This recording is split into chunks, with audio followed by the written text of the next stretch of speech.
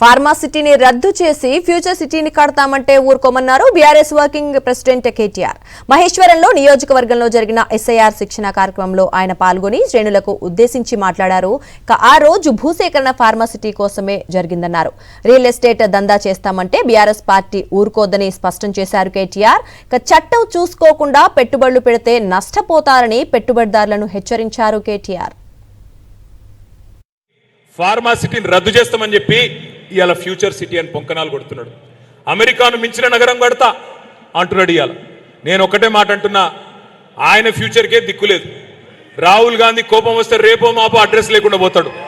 ప్రజలకు కోపం వస్తే ఎప్పుడు బంగాళాఖాతంలో కాంగ్రెస్ పార్టీని ఎత్తేస్తారో వాళ్ళకే తెలియదు. అట్లాంటిది ఈయనంట ఫ్యూచర్ సిటీ కడతా. ఇటువంటి పొంకనాలు మస్తుగా విన్నాం. ఒకటి మాత్రం పక్కా, ఫార్మా సిటీకి సంబంధించినంత వరకు మన విధానం స్పష్టంగా ఉన్నది.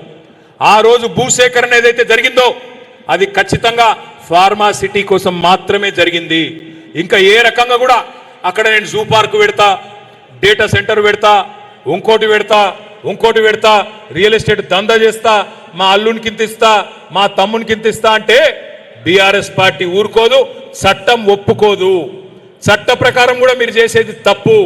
అందుకే నేను విజ్ఞప్తి చేస్తా ఉన్నా, అక్కడ పెట్టుబడి పెట్టాలని చెప్పి ఎవరినైతే ఇవాళ ముఖ్యమంత్రి గారు కాళ్ళు వేళ్ళు పట్టుకొని తిరుగుతున్నాడో, గడ్డాలు పట్టుకుంటున్నాడో వాళ్ళందరికీ నేను చెప్తా ఉన్నా, మీరు గనక లా చూసుకోకుండా, చట్టం చూసుకోకుండా ఇష్టానుసారంగా పోతే నష్టపోయేది మీరే, గుర్తుపెట్టుకోమని చెప్పి కూడా నేను కోరుతా ఉన్నా. మరిన్ని అప్డేట్స్ కోసం ఛానల్ ను సబ్స్క్రైబ్ చేయండి. నోటిఫికేషన్స్ కోసం బెల్ ఐకాన్ పై క్లిక్ చేయండి.